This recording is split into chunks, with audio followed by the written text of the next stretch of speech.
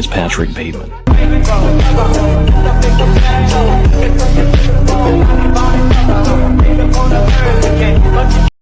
It's all starts. Fancy Pants restaurant where wealthy people eat little portions of, whatever that is. Oh, that one's a duck. Cool. This couple orders a swordfish meatloaf before we cut to our titular characters. They hate the place, calling it a chick's restaurant. That's racist. They proceed to engage in a little questionable locker room talk about their coworker, Paul Allen, who's coincidentally sitting over there. Remember that name, by the way. As their dinner concludes, they remark, not bad, after the bill comes up to $570. That's at least $1 million in today's money, accounting for inflation, of course. They all place their metal credit cards down, which make a distinctive clickety-clack sound. Goals. Later, the boys skip all the brokies in line and head into a club. As the fellas groove, Bateman, played by Batman, goes to pay for Angry Juice. He tries to pay with some voucher thing, but apparently the place isn't accepting that anymore, so he hands over some cash. As the bartender turns around, Patrick Bateman screams some vile rhetoric at her, even describing in detail how he'd clap her,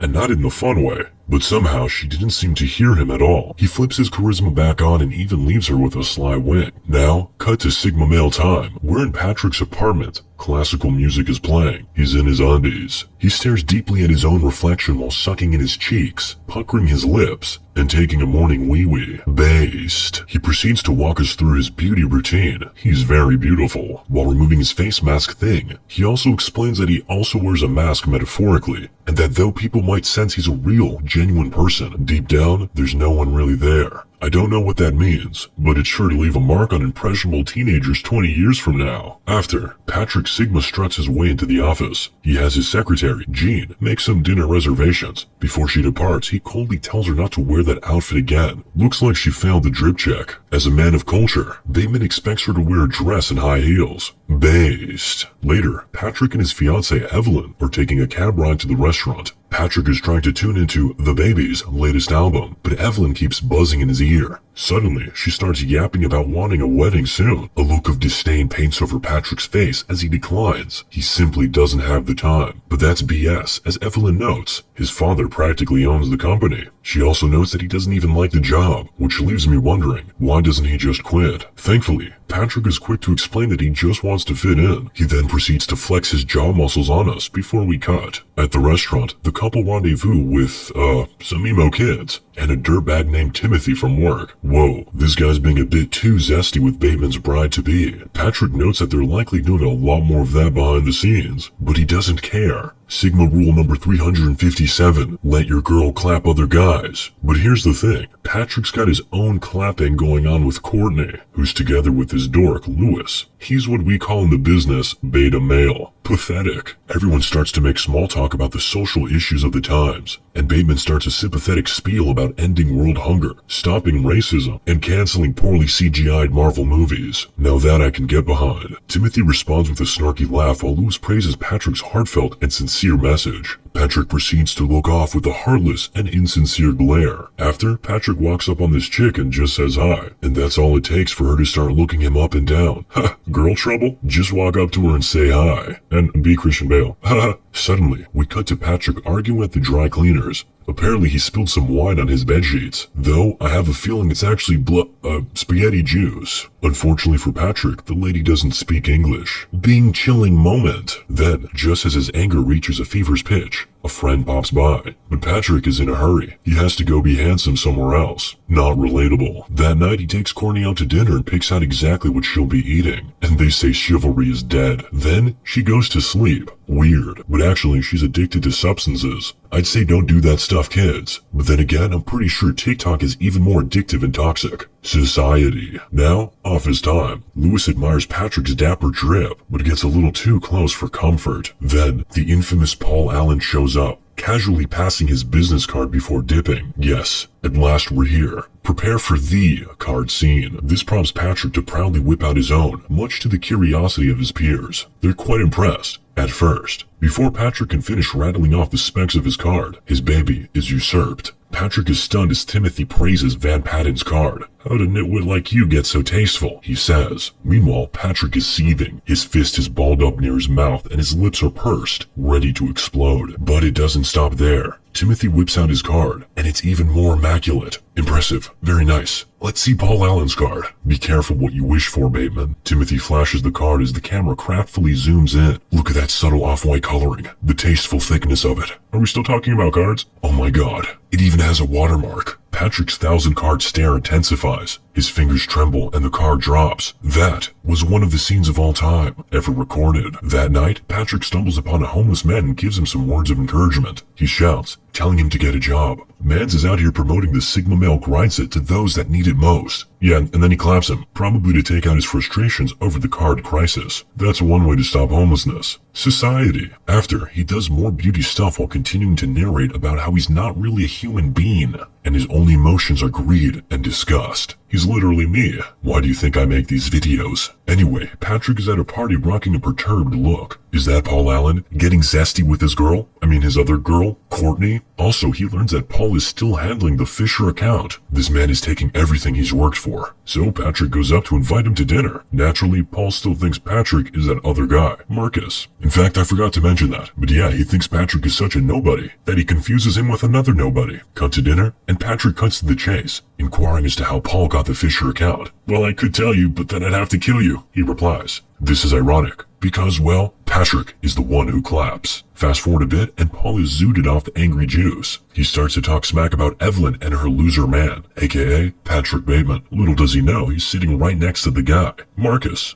Patrick lets his face do the talking. Iconic. The date progresses back to Patrick's place where Paul is sitting by some newspapers laid out just under him. Strange. And now Patrick is putting on a raincoat. And what's this? Huey Lewis in the news. What a bop. He proceeds to enthusiastically sing the band's praises before picking up an axe and clapping Paul Allen. He dies due to death. English 100. Now let's not forget the cigar. And the body. Gotta casually carry that out, all whilst maintaining the most pristine Sigma male face. Then he breaks into Paul's place as panic overcomes him, because he just realized Paul's apartment has a pristine view of the park, and is clearly more expensive than his. Actual lines from the movie, by the way. Yeah, that's why he's panicked. He packs some luggage, leaves a phony voicemail, and just like that, Paul is off to Paris. Supposedly, but not so fast. Soon after, a detective comes by asking, my god, is that Willem Dafoe? AKA Green Goblin? Anyway, Patrick is clearly nervous, and something tells me the detective notices. The plot thickens. We cut to the sounds of harrowing screams. Oh, it's just Patrick listening to the sounds of horror movies to fuel his workouts. Kinda based. By the way, don't work out like this. Much too fast. You see, it's imperative you get a nice, deep stretch in the muscle for optimal gains. You're welcome. That night, Patrick picks up a gal. Actually, make that too. Things are quite awkward as he once again narrates about music while setting up a camera.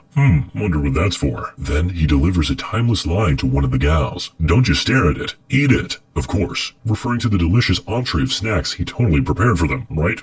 Then we cut to the boys talking about girls. There are no girls with good personalities. Whoa, that's racist. Patrick brings up a quote from Ed Gein. First, the boys think that's some cool alpha business guy, but Patrick clarifies. Ed Gein, serial clapper from the 50s. He said when he sees a pretty girl, one part of him wants to take her out on a date. The boys wait with bated breath, ready to burst out laughing at what the other part of him wants. To see her head on a stick. Patrick adds with a laugh. Strangely, the others don't find that part relatable. Fortunately, Lewis appears, diffusing the tension, but not for long. As he pulls out a brand new business card, the metal holder makes a satisfying slick sound that echoes across the room. The boys like it. Then Lewis pans the card over to Patrick. The camera zooms in. Oh my god. Not this again. Rage immediately consumes Patrick. He storms off in pursuit of Lewis, following him to the bathroom, approaching from behind like a predator stalking its prey. Patrick wraps his hands around Lewis's neck. Lewis turns around and kisses his hand. I've seen the way you look at me, Patrick. God, I've been waiting so long. Why here? He says. Patrick's face quivers. He wants to clap him, but not like this. He quickly washes his gloves, then says, I have to return some videotapes, before storming off. Lewis is like, call me. Back at the office, the detective returns for more detectiving. That's a word. Not much comes of it aside from the fact we learn he also likes Huey Lewis. But now suddenly it's not Patrick's type of music. What a deep and complex character. Later at the club, Patrick and Timothy eat salt through their nose. So weird. As per usual, he walks up to a girl, says hi, and then they're off to the races. The next day, Patrick is in his office twirling a piece of what is presumably her hair. He's doing a crossword puzzle but is just filling in the words meat and bone. Then he spontaneously invites his secretary, Jean, to dinner. He asks her where she wants to go. Dorcia, excellent choice. He dials them up and makes a reservation, but the guy says they're booked, but Patrick pretends they're not and excitedly finalizes the date on the phone. That's the attitude. First, they meet up at his apartment, where Patrick reaches for some, don't mind the head, ice cream. Talk about brain freeze. In my life. He hands the cool treat over and she offers him a bite, but he's on a diet. For what? You look great, she says. You can always be thinner. Look better, he retorts. Based. He starts to ask her about life and her future while reaching for odd instruments like duct tape and then a nail gun, which he casually sneaks behind her head.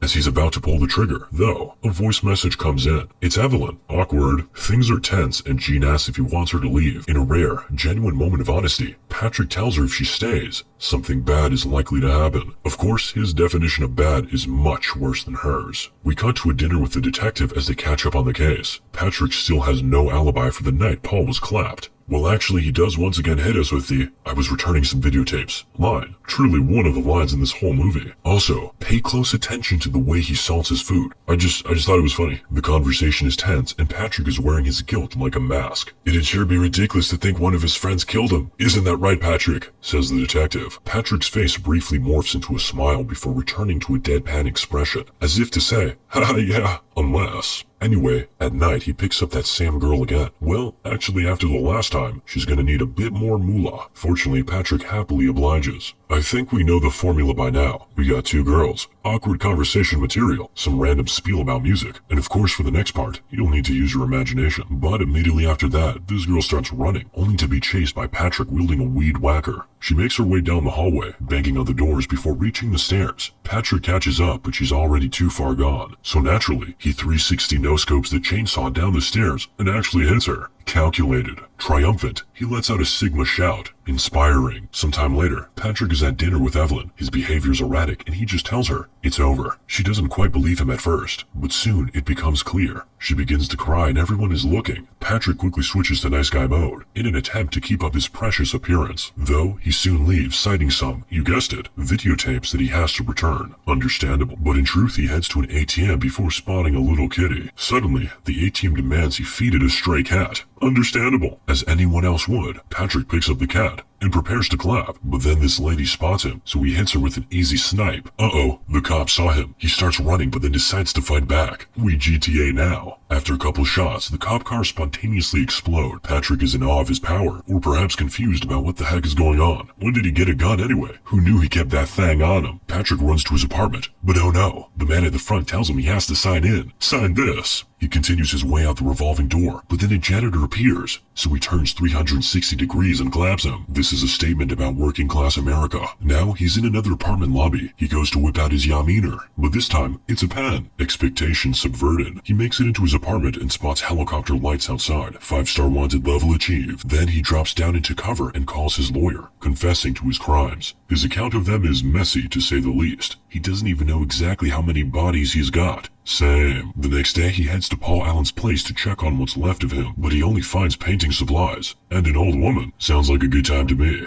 but it quickly becomes clear that he's not. Patrick is shook. The woman calmly asks him to go now and not to make any trouble. Fortunately, he leaves. Then he runs outside and calls Jean. He's having a full-on mental breakdown as she tells him about a meeting. He says he can't go and hangs up. Meanwhile, Jean finds his calendar and begins to go through all the disturbing drawings in it. Later, Patrick seems to compose himself and heads on over to lunch. He chats with the boys before spotting his lawyer, the one he called, spilling his confession. He walks up to him but quickly finds that his lawyer, Harry, figured it was all just a joke. But Patrick is very serious. Harry, though, points out one flaw in his joke. Bateman is too much of a dork to do anything like that. But wait, he's Bateman. Or is he? Harry calls him Davis. Things escalate, and Patrick gets a bit touchy. Harry is serious now, too, and sternly tells him that what he's claiming is not possible. Why isn't it possible? It's just not. Why not, you stupid bastard? Patrick says, because Harry had lunch with Paul Allen twice in Paris this week. Patrick's world is crumbling around him. He heads back to his boys, who in fact do refer to him as Bateman. And cutting back to Jean, we see her still going through that sussy calendar. Moral of the story? My pain is